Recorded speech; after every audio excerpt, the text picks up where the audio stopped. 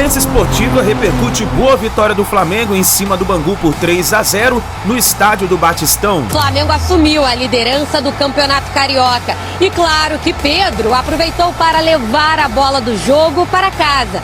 1, 2, 3. Mesmo nos jogos em que encontrou dificuldade, por exemplo, que você citou, os clássicos, Botafogo e Vasco, o Flamengo não sofreu gol. Essa e outras notícias mais você encontra aqui agora no canal Meu Mengão React. É isso aí, nação. Vamos analisar aqui a imprensa esportiva. Tem o Denilson, Renata Fã, os comentaristas do programa da ESPN Brasil, falando sobre a grande vitória do Flamengo por 3-0 em cima do Bangu. Chega explodindo o dedo no like. Se você não é inscrito no canal, se inscreva e ative o sino das notificações, tá bom? Vou deixar os créditos ao canal Jogo Aberto e ao canal ESPN Brasil, link na descrição. Vamos então para as notícias do Flamengo. Depois de 8 anos, o Flamengo voltou a jogar no Sergipe, lotação máxima no Batistão. Mais de 15 mil torcedores estiveram presentes. O técnico Tite retribuiu todo esse carinho. Dentro de campo, o elenco estrelado do Flamengo dominou a partida, mas quem brilhou foi Pedro. No primeiro tempo, o atacante recebeu bom passe de Arrascaeta e abriu o placar para o Mengão. O camisa 9 estava muito bem no jogo e teve outras boas oportunidades. No segundo tempo, o garoto Igor Jesus, que entrou na vaga de Pulgar, suspenso, começou a jogada que originou em mais um gol de Pedro. Ele ainda tabelou com Luiz Araújo. Tite fez mudanças. Bruno Henrique e Gabigol entraram na equipe, mas foi Pedro novamente que balançou a rede. Matheus Gonçalves cobrou escanteio. Fabrício Bruno parou em Gabriel Leite. No rebote, o centroavante fechou o placar. 3-0.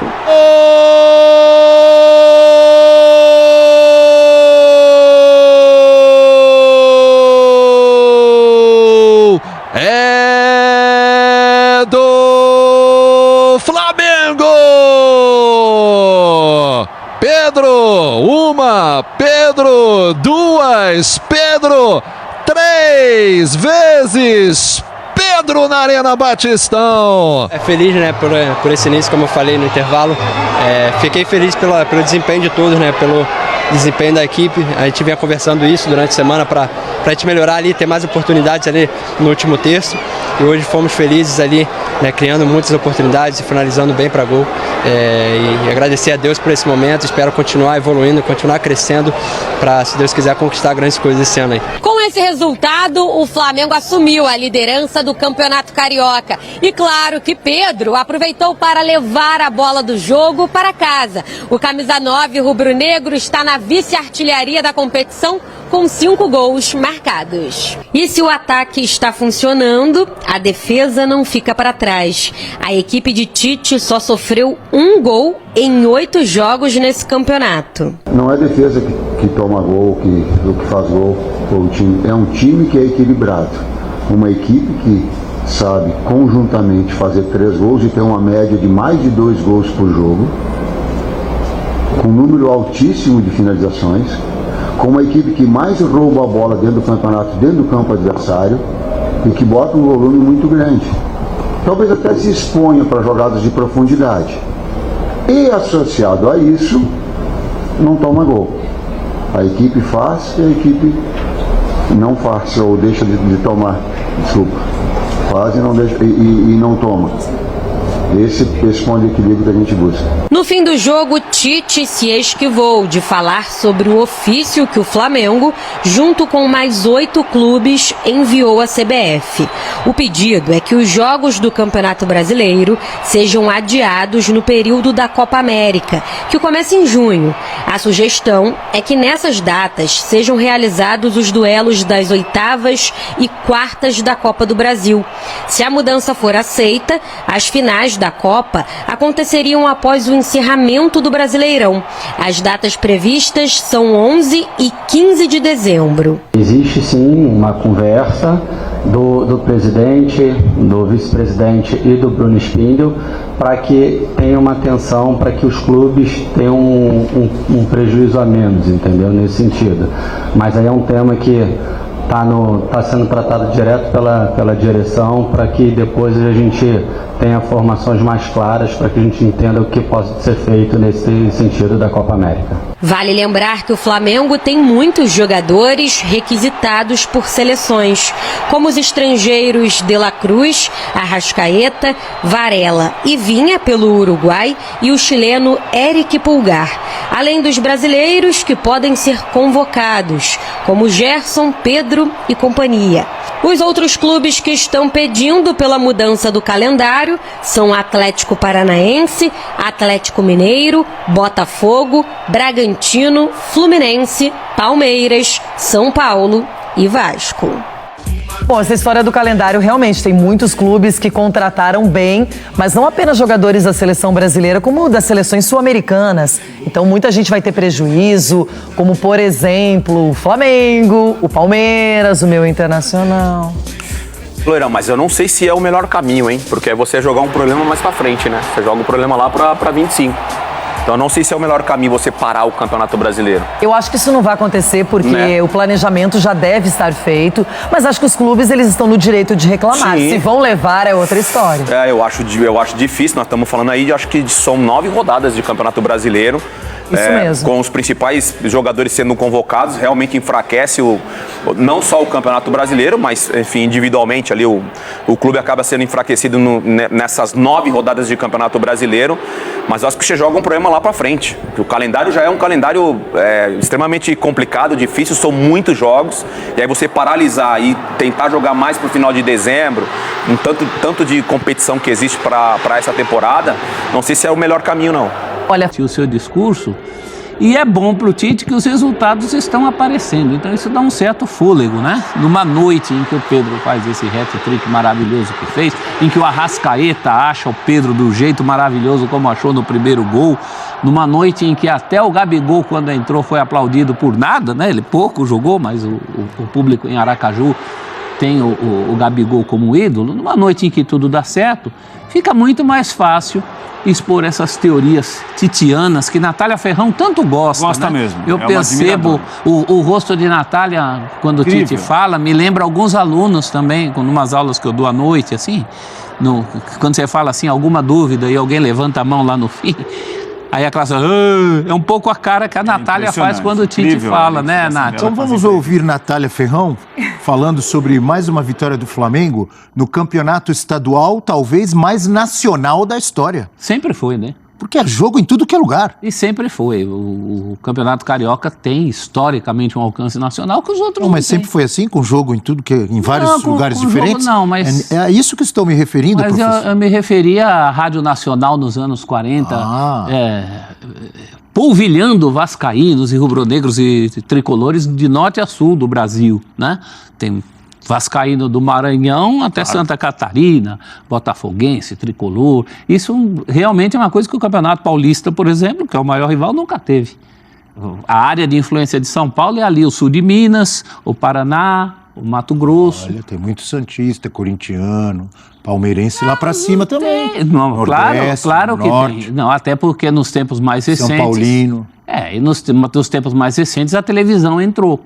Mas o Campeonato Carioca vem lá de trás, né? É de fato o campeonato mais nacional, sempre foi.